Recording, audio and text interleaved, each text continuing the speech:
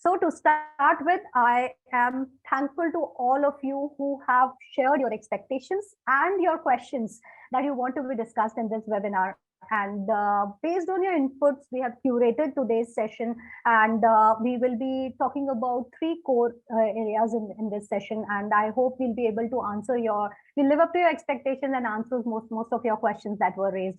So just to give you the flow of the webinar, there are like three core things that we'll be discussing. One thing is why women in STEM? What is the urgency? So we want to talk about that to start with. Second, we want to talk about how to not only identify the barriers that impede the girls in entering STEM, but also the solutions, what can work on ground for that. And then we want to explore the synergy or the role of the government, civil society, and the industry together, or as we call it, Samaj Sarkar and Bazaar, how that trinity can really come together to solve this big challenge of having women in STEM. So like before we go deeper into our content discussion and webinar further, I just wanted to invite you all and engage with you through the chat box, where you can share your experiences and even questions during the webinar also. Although we have kept some 15 minutes at the end of the webinar that we wanted to discuss with and address the questions, but feel free to keep questions flowing. And I have a whole team working with me. I have Sukda, Siddharth, Labisha, Saryu, who are helping me here at the backend support. So just let the conversation flow so that we can keep taking these questions also in between when we are speaking to you. Okay, so yeah, let's get started. Let's dive in with the expertise of our special guest, Dr. Sandhya Gupta. And Dr. Sandhya has been working in the field of STEM education for past 14, 15 years. And when I say this, it's just the tip of an iceberg. Really, she has a PhD in electrical engineering from Iowa University in US. And that was not enough. She did her master's in public affairs from Minnesota University. And then she worked in the research and technology space and semiconductors specifically for next 20 years in US. And then she just uprooted from US and came back to India and in 2009. And since then, she has been working in the space of the STEM.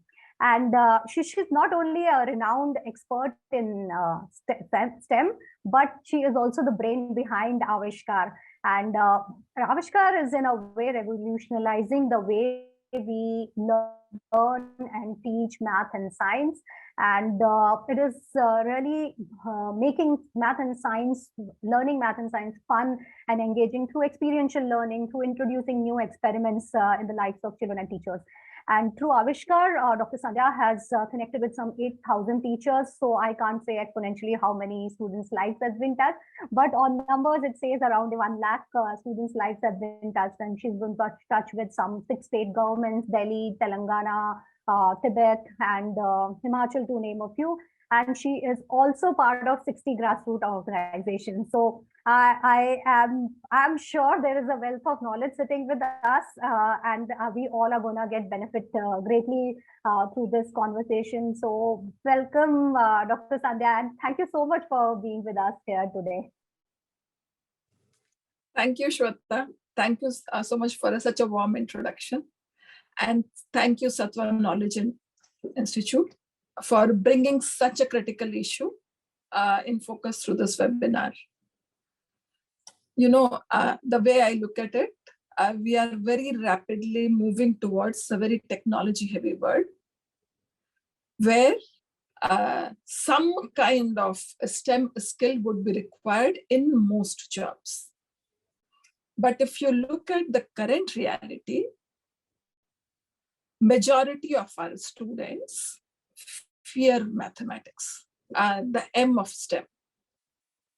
And if you look specifically at girls, then if you look at our society current reality, we don't perceive them to be capable of STEM. That means there is an 50% of the potential is untapped. That is women and girls. So we as a nation are losing out. So the current need of the hour is to educate every parent, every teacher, every community that we need more brains in finding innovative solutions. That means we need to include our women. And we need diversity of perspectives, which women will provide. And we need solutions, specifically for women also, which women can provide better. So because we need all these things, it's very important to bring this issue to the fore and keep it in focus. And with these conversations, this is exactly what we would be doing so that we can come together and find solutions together to bring women to join this movement to make our India STEM ready.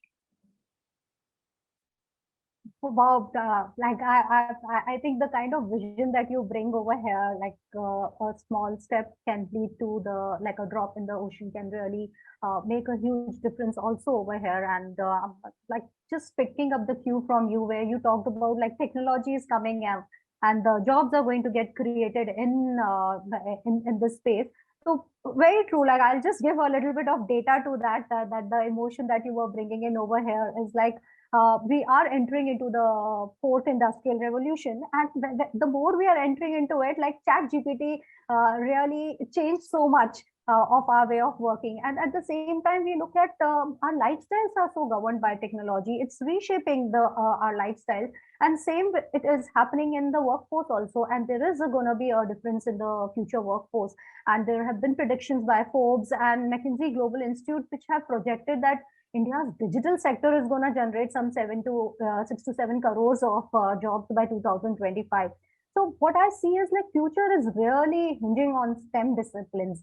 But like at the same time, like we see a bright picture, and then there is something which pulls us down, which says like the biggest challenge is that there is a significant something around 20 percentage points of gap in any girl opting for STEM, especially science and math, when compared to any boy in the country. And that is going to impact our women labor force participation adversely in future. Like currently, not that we are doing great over there. So I think I want to move the attention towards the fact that we have girls studying STEM. They're like 43% of the girl opt for STEM, which is quite a big number at the global standards also, but only 14% enter the workforce. And as you were mentioning about diversity, we need diversity. And I generally quote this very interesting example where we say that like there are women authors in humanities. You say one in every third paper is being written by women. But when we look at science, the situation is completely different. And that also adds to the challenge. Like very simple example, like a long time back when the first time these automotive airbags were being created by the all men's world of engineers for the all men driving the vehicle. And the design was of the airbag was to suit the adult male bodies, resulting in avoidable deaths for women and children. And this is just a small illustration to add to what you just said, Dr. Sandhya. And third point, which I feel apart from diverse workforce and having the thought of that 50% population, the third point is critically the employability angle of STEM. STEM definitely gives a better work environment, and it says the results are research is saying that if women participate in STEM 50%, we will have some $700 billion to India's economy by 2025, which is like something 1.4% increase in the GDP. And that's a remarkable number, I feel. And so, Dr. Sandhya, when we know there are all these criticalities which is associated with women in education, especially for when we come to STEM, I want to hear, like, when you came back from US at that time, the digital revolution has also not actually taken the shape today it is. So what made you work in STEM, and how did you plan to do this and perceive it when it started? Yeah, thanks for this question, Shweta. So I returned to India in 2009 with a very young daughter at home. So what I did was I started volunteering at the local village school, and she started coming along with us. And that's where I realized, I would say, I relearned the current state of education in the country.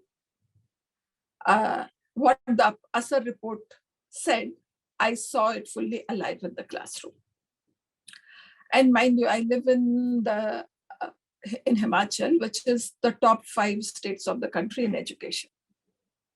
I saw that students fear mathematics and science, something that both me and my co-founders loved. Both of us are electrical engineers, and that is what we have studied. So I started looking at it, and I also started thinking that my daughter is going to grow up in this community. What is it I can do? Because it truly takes a village to raise a child. So what is it that I could do so that my daughter feels confident in her abilities? And that would only be possible if the community also feels like that. So, and the more I interacted with the community, I realized that working in STEM is probably the way I and my co-founder would be most productive in. And that is where we can add the most value. And as I say this, so many memories of my earlier days come rushing back. And that makes me think why STEM was the obvious choice, specifically STEM education. So you see, I've grown up in Bihar. I was the first woman from my small town to go into engineering, and that made news. And as I say this, I also envision a day when this will not be a news-making item. This will not be a news-making item, and I want to dream ourselves big here, that it will not be a news-making item in a small town or even a village. So what is it that we can do?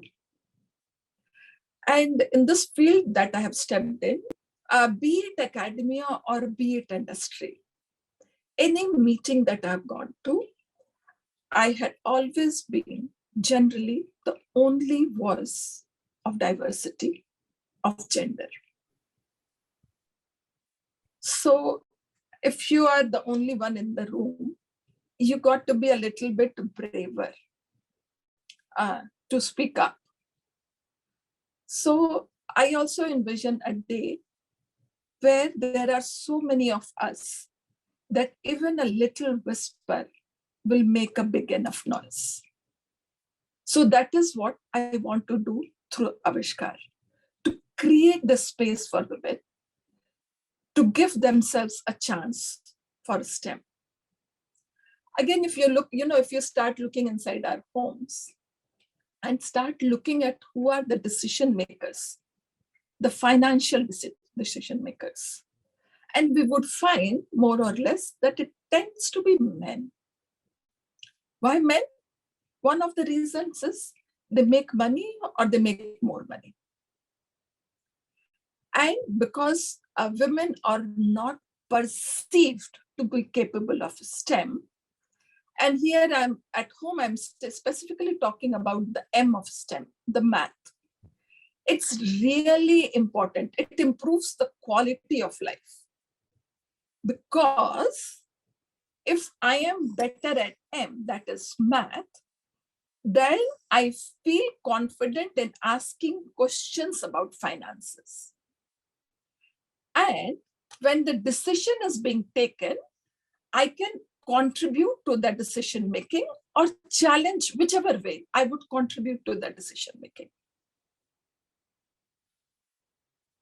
Another thing about STEM is when we study STEM education, we become critical thinkers. Ideally, what would happen? We will be practicing, we will be working on any idea, we will be presenting that idea, we will be conducting experiments, we will be gathering data, we will be justifying our thinking with arguments and back it up with evidence and data, like Shweta ji is doing right now. So what it does is, and especially if you look at mathematics now, you will get more examples of math because that is what I do the most. So what it does is, in case of mathematics, it's the number of parameters that you vary, you can limit that. And so constructing an argument is easier. And that's where we are able to learn different ways of looking at something, constructing that argument and then presenting in a much smaller space as compared to social sciences, where the diversity of opinions is so huge.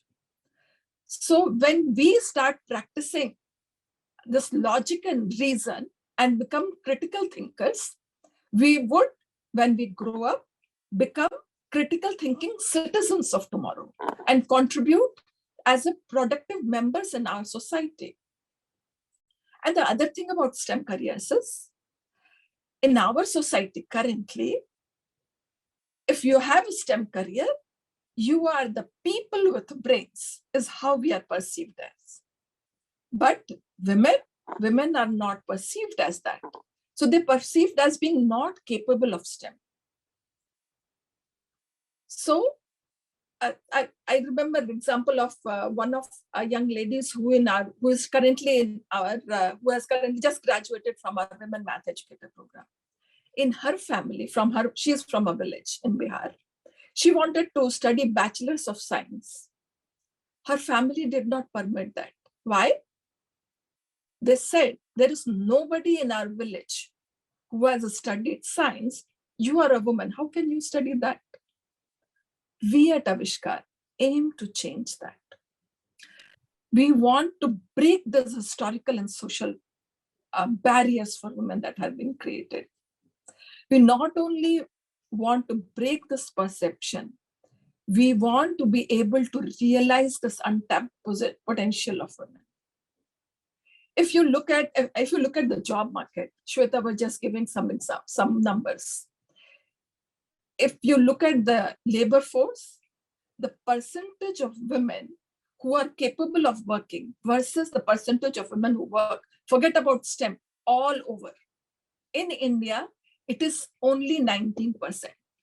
That means less than 2 women out of 10 are a part of labor force. This is the lowest, one of the lowest in the world. Below us are only conservative Muslim countries that come. Even our neighbors like Bangladesh, they are also at 30%, doing much better than us. So we need to, so if you think of a STEM, this would be minuscule, almost nothing. We need to change that. And especially if you look, as Shweta was just talking, the number of STEM jobs are growing at a very high rate in the country. So we need, but we are not preparing our women for STEM. So India would go through a STEM revolution, would create a lot of jobs, which women will not have access to because we have not prepared them for it, because we don't perceive that they have the potential.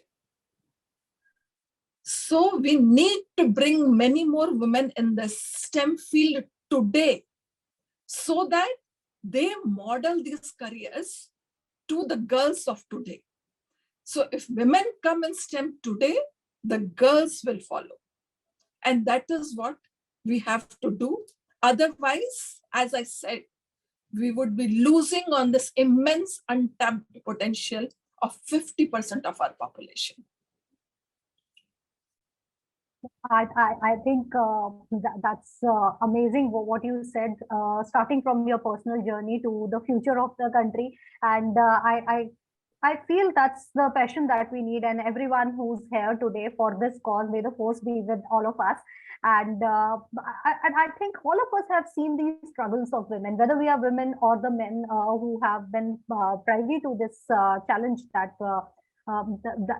has been happening with us or in our neighborhood. So I think that we all have our own perceptions of what hinders women's participation in STEM. Dr. Sandhya has her personal anecdotes which she has shared. I would really want to hear from the audience as well. What is it that, according to you, can be the challenges that you face, like that you feel the women face, and there's so few women who opt for STEM education. So there is this scanner which you can see where you can scan and you can go to Menti, where you have to just scan it and it will take you to this question, and the moment you start typing in, we'll be able to see your answers also. And yeah, for the ones who are not like who do find it cumbersome, again we can still you can type your answers in the chat box, and we can keep taking them one by one and start discussing that also.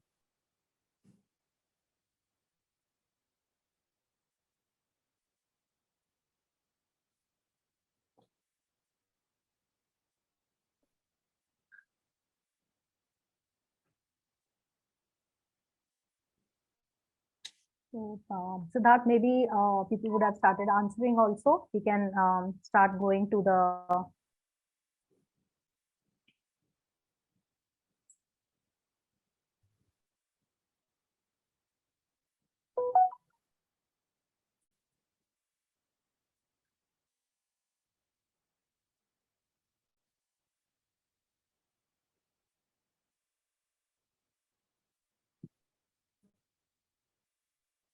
so I think we have gender-based distribution is actually the top thing that is coming here. Socio-cultural barriers also, and teacher don't encourage the girls, not enough role models. So yeah, definitely.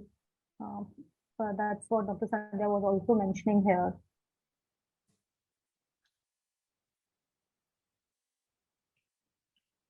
Yeah, please keep typing. You can give two answers also if you feel like, and we will take you through the research as well, where we will give you the data of what's the situation like. But you all are on the right track, definitely.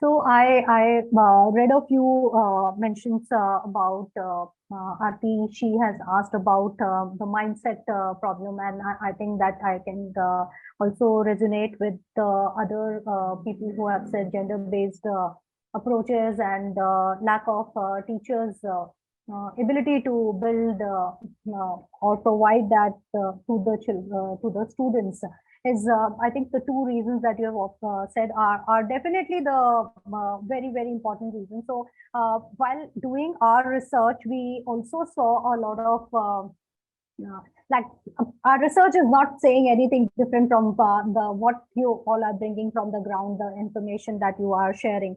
So just a little way of how we looked at it in the research is like there are different stages in the life of a girl that they face and come across different kind of challenges.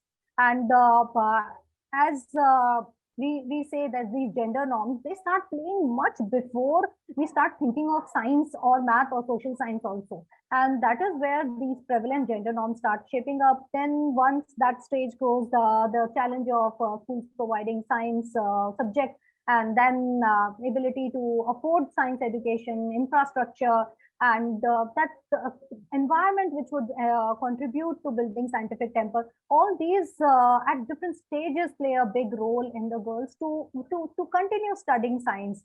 And then finally, even when they move out of school for higher education or work, but then also there are different challenges that they face. So once we go, let's go deeper into one by one these challenges. So we'll start with gender norms first. And Gender norms, as we say, that the building of mindset starts very young. And when to answer your question, Aarti, I think that this research, which is done by the Singapore United Women Singapore organization, they done, and they said like till 8 to 15 years of age, girls are and boys are equal performer in math and science. There is no concept of girls or boys subject, doesn't start reflecting. And the moment this pre-adolescent, adolescent to post-adolescence cycle gets converted, the self-esteem starts dropping for girls towards these subjects. And I think Dr. Sandhya can shed more light from her anecdotes about like why this starts happening. Although there are our research is highlighting on these 5-6 points, like parents reinforcing of gendered norms, the role models doing care and domestic work, parental pressure, and so many things. But I think it would be interesting to hear those personal stories that Dr. Sandhya would have seen starting from early age to middle school to high school. How it happens, like that's how our research is unfolding it. Yeah, so let's talk about, because parents are listed first. So let's talk about parents and look around us and what we see. We as parents think about aspirational career for our boys and aspirational careers for our daughter's husband. That's the challenge. तारों की चाहत करोगे ना तो चांद तक तो पहुंच ही जाओगे, बट यहाँ तो चांद की चाहत भी नहीं है. I mean, if you will at least reach the moon, but here we are not even moonshot. So to all the parents out there, please trust your girl's ability to learn anything that she wants, including STEM. Please don't sow the seed of doubt that she is not capable and that she cannot excel in STEM. So your next point was domestic and care work expectations.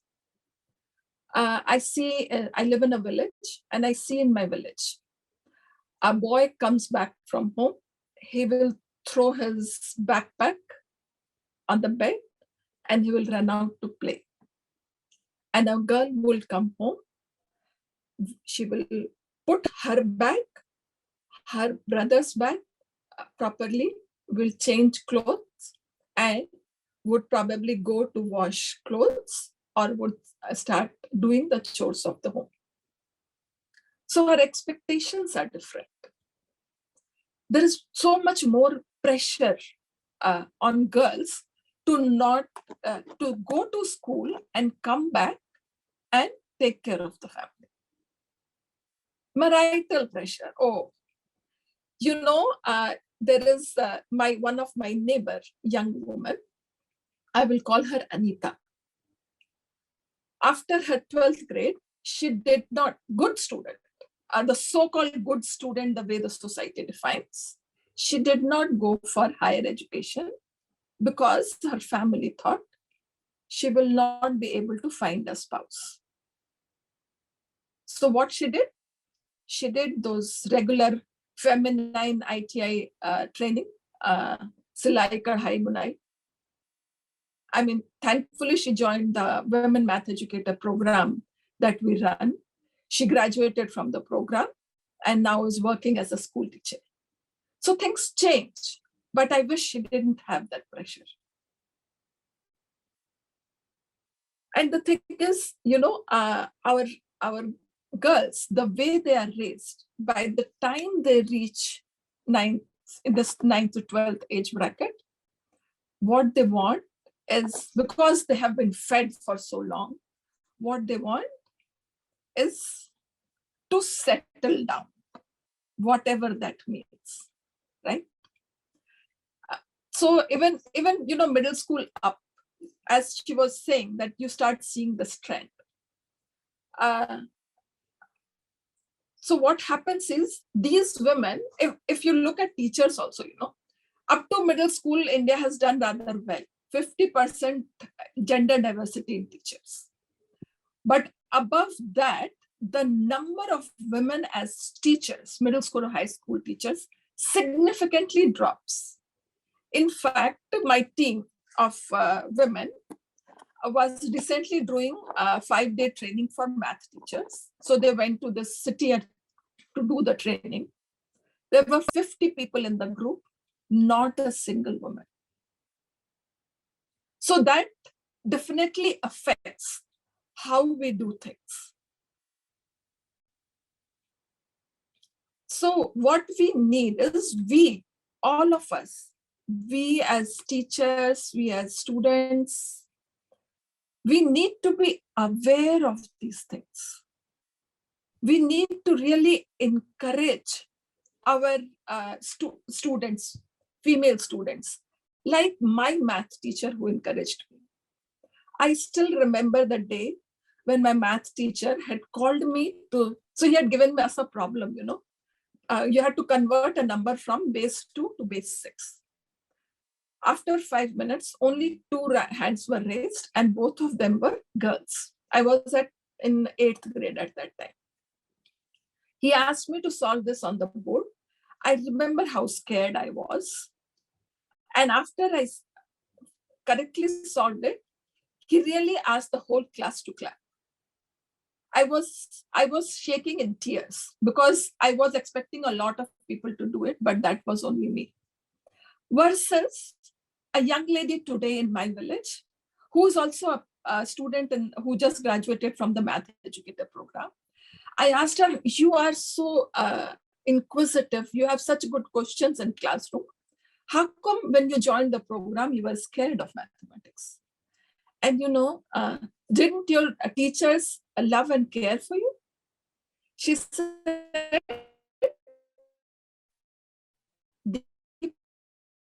प्यार तो teachers ने किया.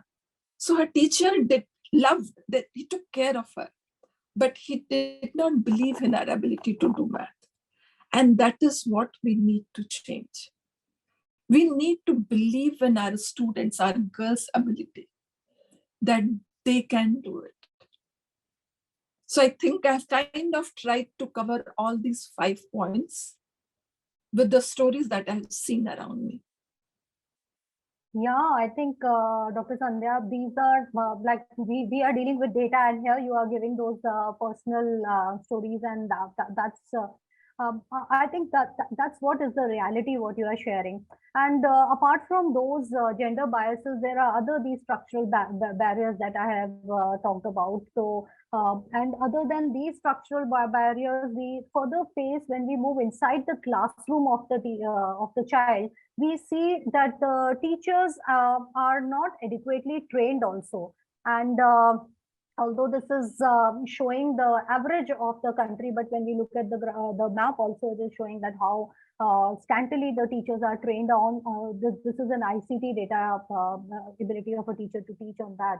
But there are a lot of challenges. What the audience has also asked about, like what is scientific temper, what is STEM education, how do we process it in school? So I think these are the challenges of teachers as well. So I will come back to you on this thing, Dr. Sandhya. This is a very important space, and I will just finish the challenge section where there's one more challenge that comes into the child's life when she is transitioning from school.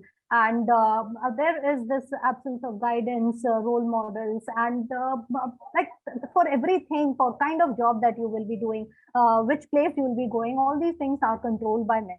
So when we think of these situations, Dr. Sandhya, and these are the core barriers that have come out from our challenges. But when I want to look at your experience, I want to look at the solutions now. So you've been working with the schools and teachers, and we would want to know what works for teachers, and what does this scientific temper mean for them.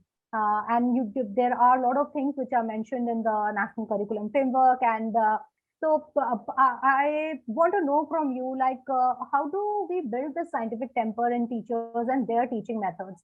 So if Maybe we can quickly take this and learn from your experience. I think the audience will be really glad to take away something from them in terms of what can they do to encourage building this whole scientific temper and retaining girls in STEM. So, recently National Curriculum Framework for School Education came out, 2023. I think it came out in April. Beautiful document.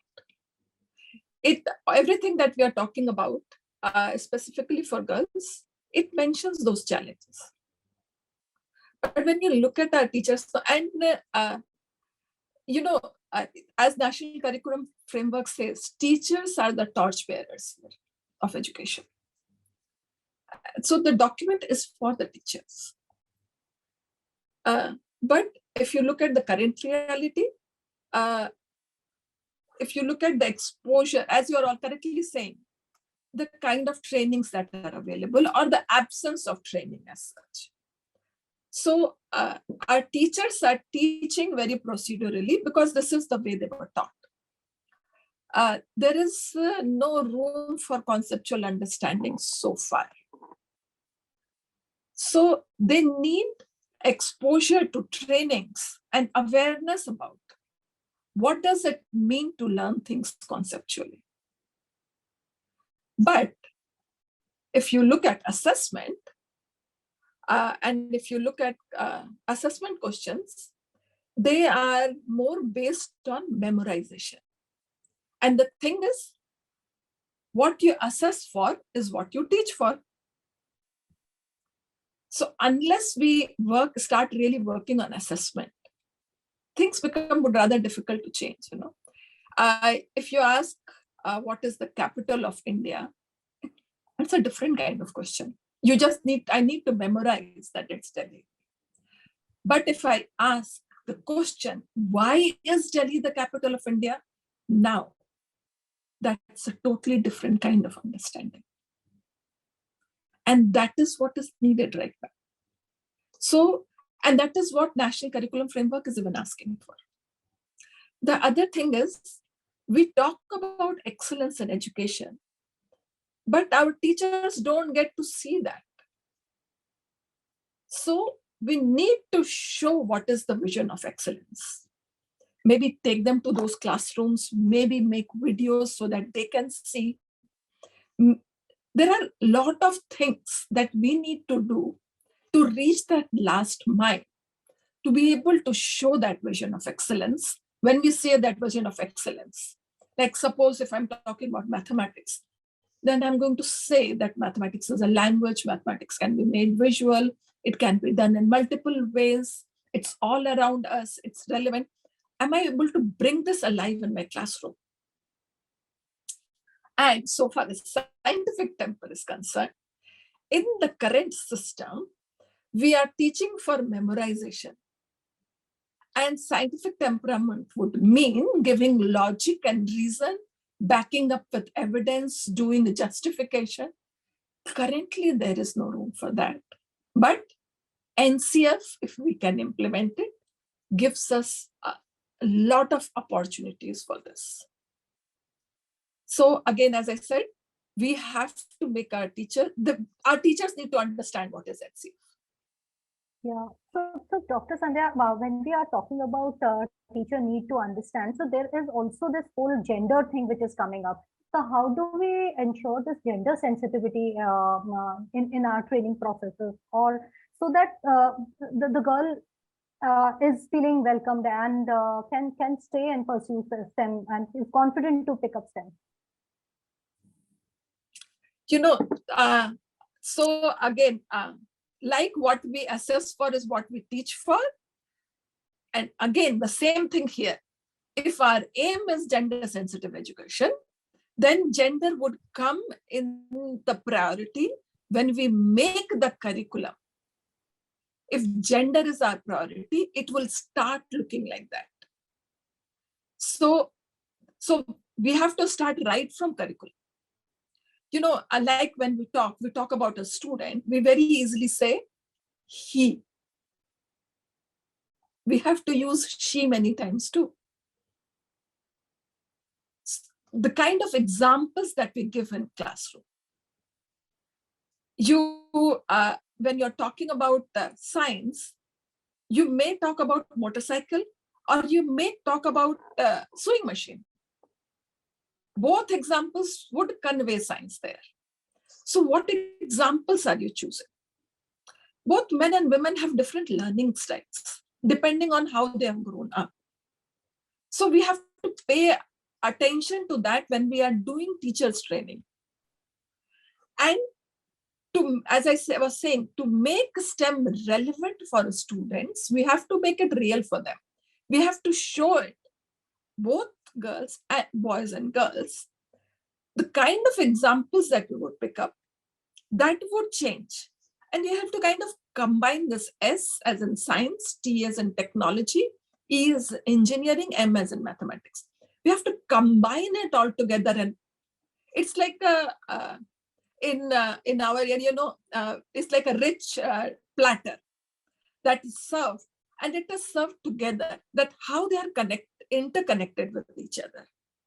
And for our girls, in our trainings, we have to show our teachers how to be sensitive to our girls. How are we going to show? Because for years, we have worked on her talking less, her not expressing her opinion. So what is it as a teacher I can do that she is able to express her opinion? In my team also, we are mostly a women's team. There are a couple of men in the team too. But whenever I ask for something, it's the men's voice that I hear first. And that's got to change. I have to be aware of that. So we as teachers, we as parents, we as NGOs, we as school systems, we have to work together to solve this problem. Yeah, Dr. Sandhya, and it's very critical. I think this awareness is built because it cannot happen by an initiative or a scheme. It is a community movement like the Swachh Bharat Abhiyan, which everyone has to imbibe it and then take it forward. And so moving ahead from here, I think we've talked about challenges. I also want to talk about a lot of solutions also that are existing in the ecosystem. Aavishkaar itself is one solution in itself. So at different stages, different people are providing different solutions. And our research paper has also talked about the initiatives taken up by different organizations, and very grateful to them who gave us time and explained their interventions also. And but Dr. Sandhya, my question here is, everyone is working at solving one piece of the puzzle, and whereas our research says there has to be a life cycle approach, where everyone from the very beginning of the girl thinking of her agency building to ability to imbibe science and then confidently going into the workspace. So when we are thinking of that, I think we have to open the house for the people also, but one important thing here comes how do you think that everyone can come together, the Samaj Sarkar Bazaar or the industry, the government and NGO, and play a role over here? I think that's one thing which I want to hear from you. Yeah, so because I am an engineer by training, I look at the world of NGO is that lab. It is that STEM lab that is trying a lot of experiments to figure out what will work. And when we figure out what will work, now it's time to scale. We show evidence, we collect data, we give justification so that we can convince the government that this is a good program that can be now taken to scale. But to be able to do all that, we need partnership with the industry, because industry is continuously looking for innovative solutions. And they are looking for people who will find those innovative solutions. So between industry and philanthropy, we need investors who will give this lab the freedom to fail. The freedom to fail multiple times so that that great solution can come out, so that we can say what works and what doesn't. And that is how this combination will give the best solution that our country can adopt. So we really need to be risk takers here. And in the interest of time, I will just say that you can go ahead. Yeah, but this is what you said is so beautiful, Dr. Sandhya. This is exactly what our research is also saying, that there has to be urgency to look for those kind of moonshot solutions that are intersectional in their approach. Like when you're saying of talking about teacher training, it has to be gender sensitive, and at the same time, it has to have a element of accountability and subject proficiency and everything together, and then we can look at like, okay, yeah, we are moving ahead. So intersectional approach, and other than that, the cross-cutting partnership which you just mentioned about the NGO and the industry, and then NGO finding solutions and the government scaling it up and creating India the STEM ready workforce for India also. And finally, the last thing that also comes out from our research is like there is education receives one of the largest funding from philanthropy and CSR in India. And can there be a collaborative approach within the philanthropy? And that's where we think, and like there, as you say, there is funding in science. So what do you think about philanthropy, Dr. Sandhya? How can that support uh, these kind of innovations? Yeah, like that Silicon Valley investor who is willing to take risk. I would say philanthropists to please take risk in us. We are driven by impact. And may the best impact be served to our community. So that is what I'm going to tell the philanthropists. Believe in us, look at those solutions out there that different organizations are trying, and give them that chance to experiment so that the best solution comes out. Yeah, that's very, very interesting what you said. And I also feel that science as a subject is not as much celebrated as it deserves to be. So I think we do send kids to Kota to study, but and become engineer and doctor. But when it comes to really acknowledging the achievers in science, I think if we ask, give us 5 names of the women scientists, it would be very difficult to look for those names. And hence, this is also one of the approaches that the practitioners and the industry and the community can bring in, like building a culture of celebrating science and scientists, and which will not, which will actually solve for the dearth of the role models here. So I think we will conclude the conversation between you and me, Dr. Sandhya. I will let people come and ask questions to what they want to know from there. And this was a little bit of discussion that we had. This is our research, and there would be many questions that people have. So a few which have been already coming is in the space of how do we change mindsets? That's something which has surfaced twice or thrice. That's what we feel. So maybe Dr. Sandhya, if you can pick up that one first. And other than that, we have Sukada. She can come in and tell us the other questions that are here. So maybe we can listen to the questions together, Dr. Sandhya. Sukada? Sure. Yeah. So the mindset question is twofold. One is the overall mindset of the family, the parents, the communities, but also in and around the teachers, right? And I think Dr. Sandhya touched upon it. But basically this idea that the teachers that are catering to the girls are themselves having a specific mindset towards what the girls can do and what they can't. So how do we really penetrate? That's one. And the other question related to, it's not related to mindset, but there is a reflection that is there a difference in the support that is offered to girls belonging to different economic strata. Do we see, does the statistics show a difference to the support that is offered to a higher class, middle class, lower class? And there was an extension of caste as well there. So in terms of the support offered through teachers or through parents, is there a difference depending on the different social access? So we can take these two and we'll keep sharing more. Yeah. So mindset takes a long time to shift. A teacher is also a parent. A teacher is also a community member. Are you able to hear me? Absolutely. yeah. We are. Yeah, okay.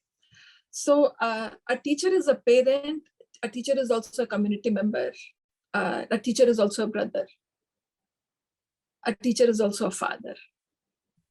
So, and think about ourselves. How often, how quickly are we able to shift our mindsets? So it's difficult, and it needs a long-term hand-holding. So at Aavishkaar, you know what we do? There is something that we call a charcha. It's a 5 to 7 minute exercise that we request our teachers to do in any classroom. It's that practice. And what happens in this charcha time is we pose a problem and we ask our students to share their perspectives. So this is the first time. Many a times the teachers get surprised that, oh, there were so many perspectives that existed in my class. So, but what the teacher is practicing? The teacher is practicing giving space to students to listen. What the students have to offer, and what this does it, that brings that the teacher starts to believe actually in their students. That every student can learn. Those who did not speak up in their class, with right and encouragement, they also have an idea that they want to share. And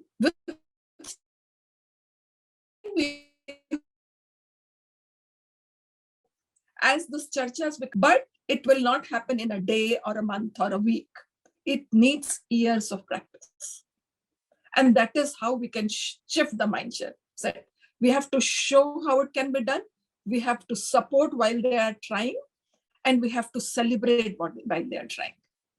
And that is how a shift may be possible. So long as support to girls is needed, I would say, and you're right. Because even if you look just economics, if we have just a little money, if you go to the my poorest communities, they have a boy and a girl in the family. If they can afford it, they will send the boy to the private school and the girl to the government school. I'm not saying the private school is better, but it is perceived to be better. So, of course, Shweta might be able to help us with data. But yes, in case of girls, caste matters, class matters, and gender, of course, matters.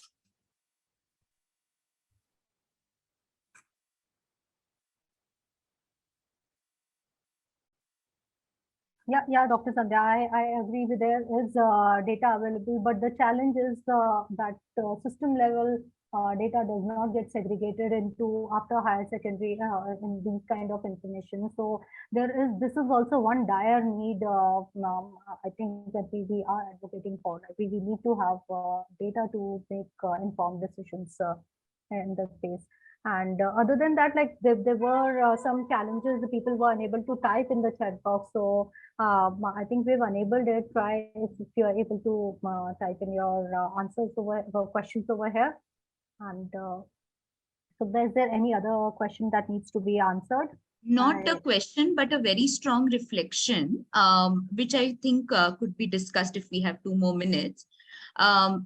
Broadly, any thoughts on the systemic approach to be taken, right? Like, how do we also work around mindsets of different people higher in the authority so that trickles down somewhere in the schools as well?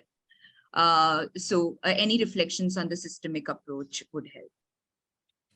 Yes, so at Aavishkaar, we started our journey working with students. And then we saw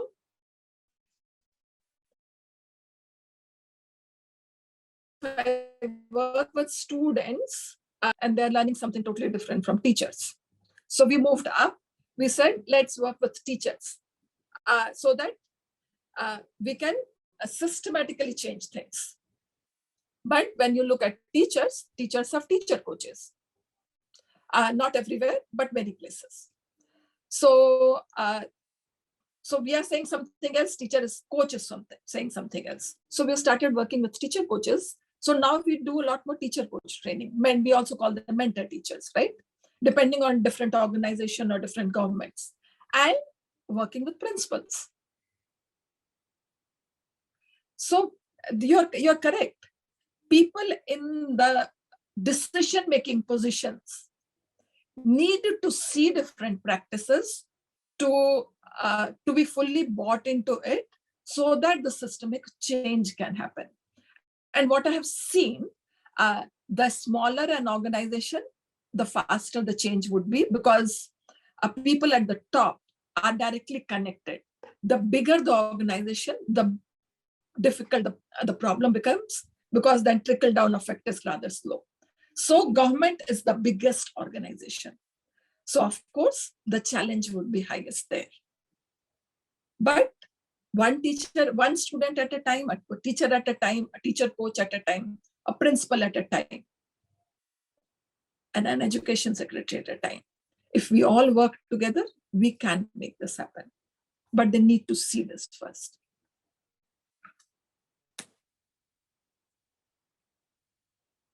Thank you. Thank you so much, Shweta. Over to you. Yeah, and there is someone who's also asked for data sources. So there is extensive data sources available nowadays, at least, which are capturing the learning levels, the infrastructure, and not specifically for girls, but overall. And they have data on girls as well. So UDICE is one.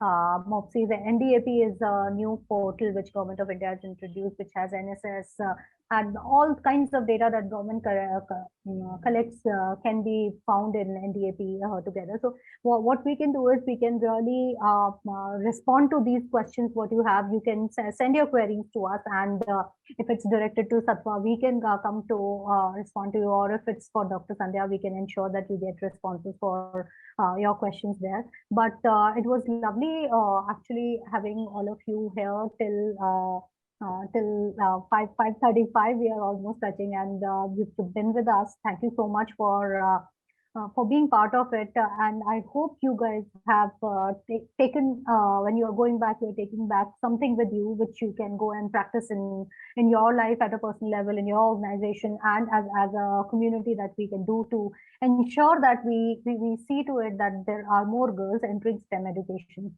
and retaining their career in STEM as well.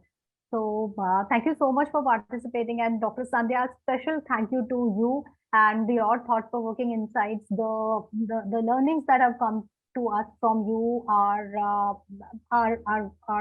super reliable and replicable. That's what I would say. And thank you so much for all your time and the sharing that you shared with us over here. Thank you so much, Shweta, and to all of you, and to me, and to all of us. Next time you see a woman in STEM, celebrate her. Yeah, that's something wrong. It's like I'm also taking away with me, like celebrating the science much more in India. We'll do that. Thank you.